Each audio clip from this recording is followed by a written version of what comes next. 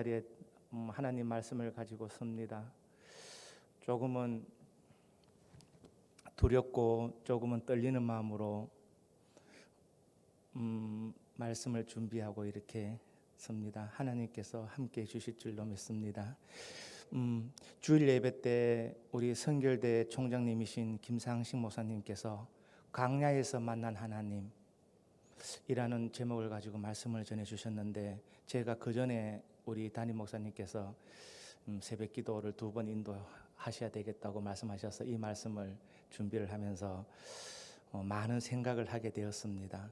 눈물의 선지자인 예레미야 선지자께서 왜 그토록 조국 이스라엘을 위해서 간절히 기도하였을까, 그런 생각을 하면서 제가 저 인생에서 주어진 하나님의 이 말씀, 목사님의 말씀처럼 그 목사님에게 주어진 그 말씀이 목사님 가슴에 각인되었던 것처럼, 제가 하나님을 처음 만났을 때 하나님께서 이 말씀을 저에게 이렇게 허락하셨을 때 저희 마음에 각인된 것처럼, 언제나 걸을 때나 혼자 있을 때 기도할 때 이 말씀을 한 번도 빼놓지 않고 제가 하나님 앞에 이렇게 묵상하고 기도하는 그 말씀처럼 이렇게 이제 제가 받았는데요. 그래서 여러분도 이 역사적인 배경을 보면 다 아시다시피 솔로몬 왕 이후에 북이스라엘과 남유다가 이렇게 서로 지금 우리나라가 분열되어 있는 것처럼 이렇게 분열이 되게 되어 있습니다. 약 50년 동안 예레미야 선지자께서 활동을 이렇게 하면서 이스라엘의 해결을 촉구하고 또 다시 회복하기 위해서 남유다의 이제 저기 선지자가 예레미야였었는데, 하나님께 이제 이렇게 회개하라고 하면서 이렇게 계몽 운동을 이렇게 많이 이제 전달을 했죠. 그런데 결국은 북이스라엘 호세아 왕 때 먼저 북이스라엘이 아수르에게 먼저 패망을 하게 됩니다. 그래서 남유다에서 계속 이제 그것을 보면서 반성을 하고 다시 하나님께 회개하고 돌아가야 되는데, 남유다에서는 계속 그 현실의 직면에 있는 상황을 보면서도 계속 우상을 섬기고 악을 행하고 또 이렇게 회개하지 않고, 하나님 보시기에 우리 성경을 11개상이나 이렇게 쫙 보게 되면은 계속 하나님 앞에 이제 범죄하고 하나님 보시기에 악을 행하고 악하였더라, 이런 말씀이 계속 이렇게 전개가 되는 것을 우리가 보게 됩니다.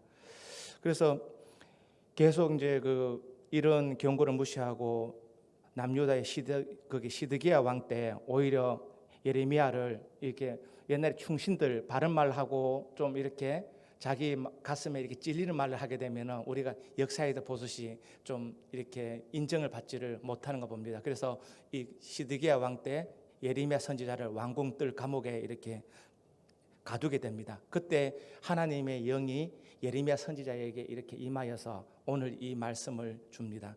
그래서 보시게 되면은 2절에서 일을 행하시는 여호와, 그 일을 성취하시는 여호와, 이렇게부터 쭉쭉 이어져서 오늘 33장 3절 말씀, 너는 내게 부르짖으라 내가 내게 응답하겠고 내가 알지 못하는 은밀한 일을 내게 보이리라, 이 말씀을 예레미야 선지자에게 하나님의 영이 말씀해 주십니다. 그럼에도 시드기야 왕은 하나님 대신 강대국인 이집트 애굽을 계속 섬기고 거기서 이제 그것을 이제 이용해서 자기의 어떤 왕권을 영위하려고 하는 어리석은 선택을 하게 되죠. 그래서 그 죄의 대가로 이제 2눈이 뽑히고 이렇게 쇠사슬에 묶여서 바벨론에 의해서 패망하게 되고 바벨론의 포로로 끌려가게 됩니다. 그때 끌려가서 감옥에서 비참한 최후를 맞이하게 되죠.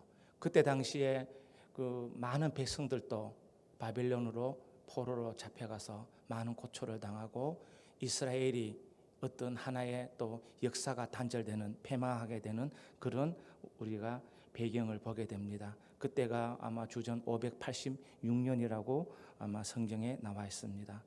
그래서 저는 생각을 해보았습니다. 과연 북이스라엘과 남유다가 예레미야 선지자의 예언을 믿고 하나님 앞에 회개하고 우상을 버리고 하나님만을 의지하고 이렇게 나갔으면 어떻게 되었을까?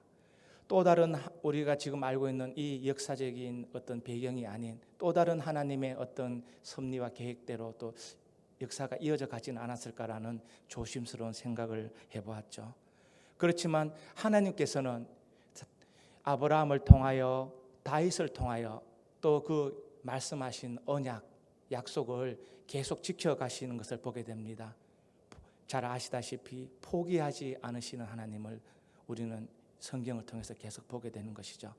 여기서 저는 뭐 하나님 말씀, 역사적인 배경은 다 알고 계실 줄 믿고, 저는 여기서 저의 어떤 하나님을 이렇게 믿게 된 동기라 그럴까요? 오늘 이 말씀을 받게 된 어떤 계기라 그럴까요?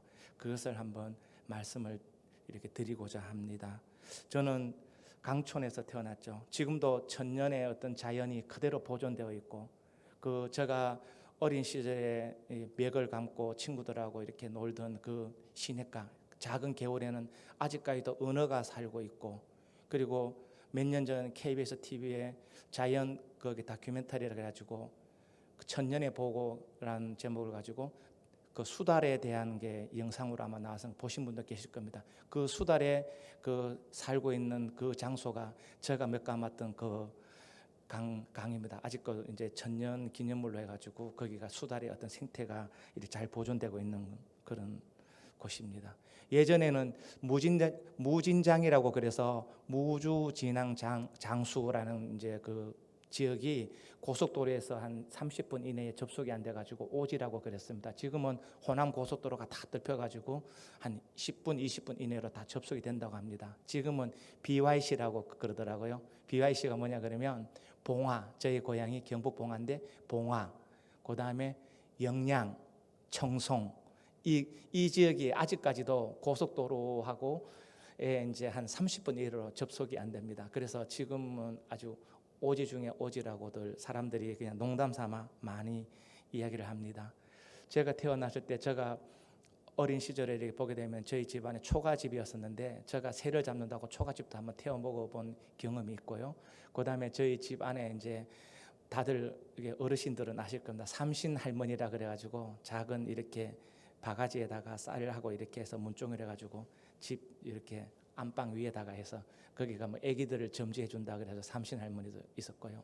마을에 큰 뭐 느티나무 아니면 큰 소나무에 막 오색줄, 막 새끼줄 하고 이렇게 막 숯하고 이런 거 꼽아가지고 초하루 뭐 보름때에 이렇게 가서 막 물 떠놓고 이렇게 비는 모습도 많이 보았죠. 그런 무속 신앙이 팽배하고 어떤 토속 신앙, 샤머니즘이라 그러죠. 그런 이제 지방에서, 그리고 눈이 겨울에 엄청 옵니다. 강원도 태백하고 막 강원도 접경지대라서 많이 올 때는 뭐 이렇게 무릎, 심지어는 허벅지까지 눈이 옵니다. 겨울에는 백야라는 말이 실감할 정도로 아침에 눈을 뜨면은 막 눈이 햇빛에 비쳐가지고 눈이 부셔서 이제 볼 수 없을 정도로 온통 막 하얀 어떤 그런 지역이죠.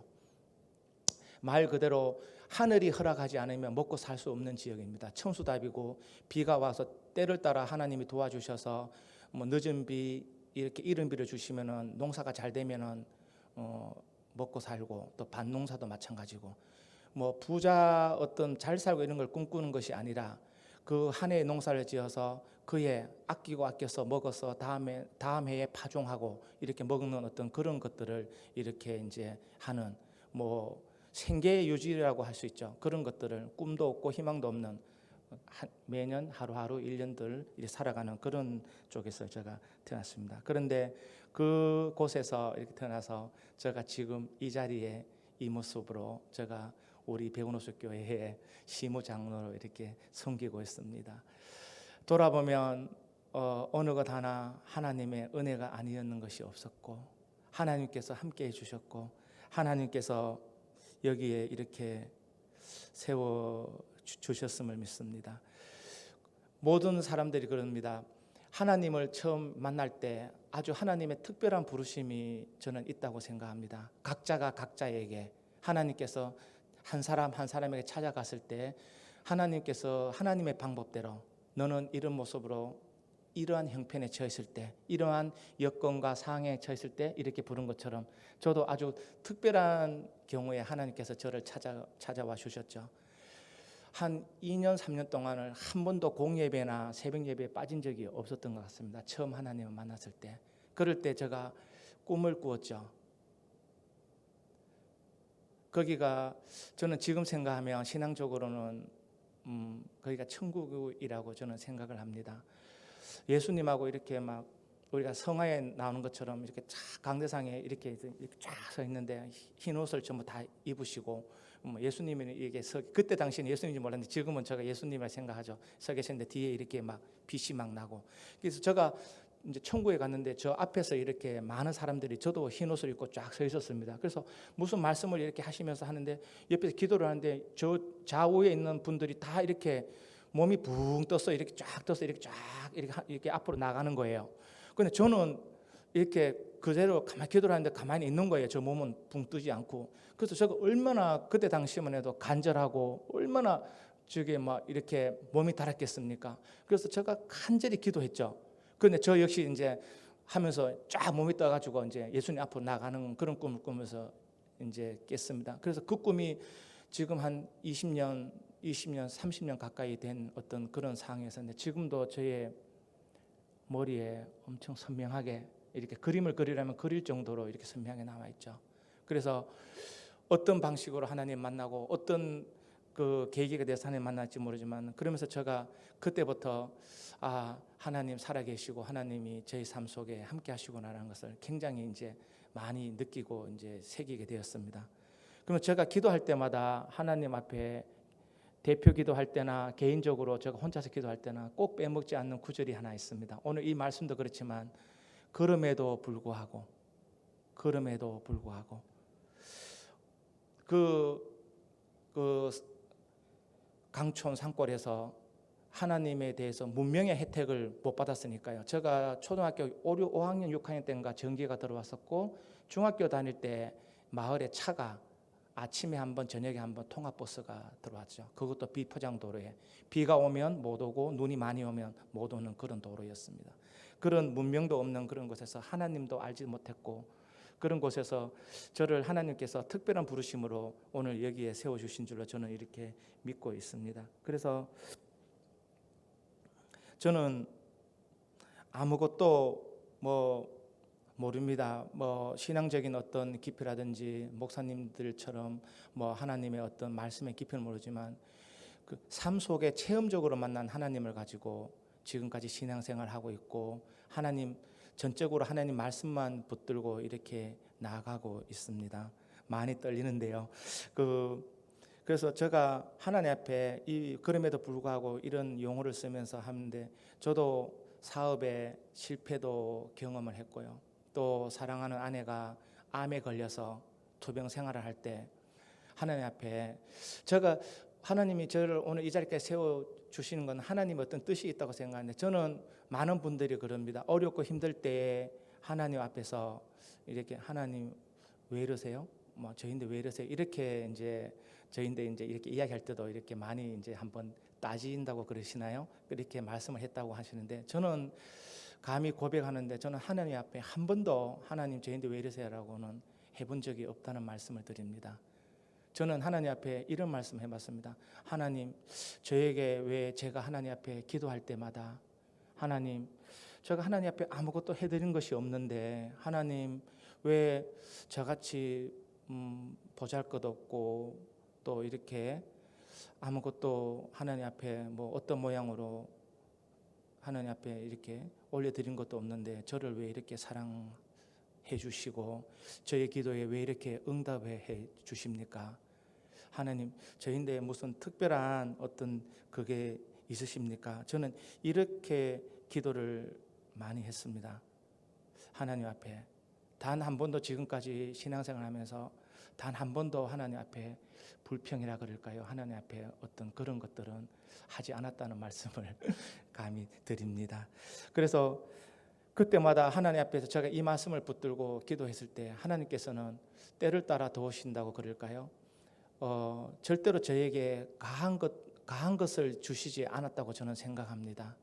딱 제가 감당할 수 있는 분량만큼 제가 할 수 있는 양만큼 그 기도에 응답해 주셨다는 것을 말씀을 드리고 싶습니다.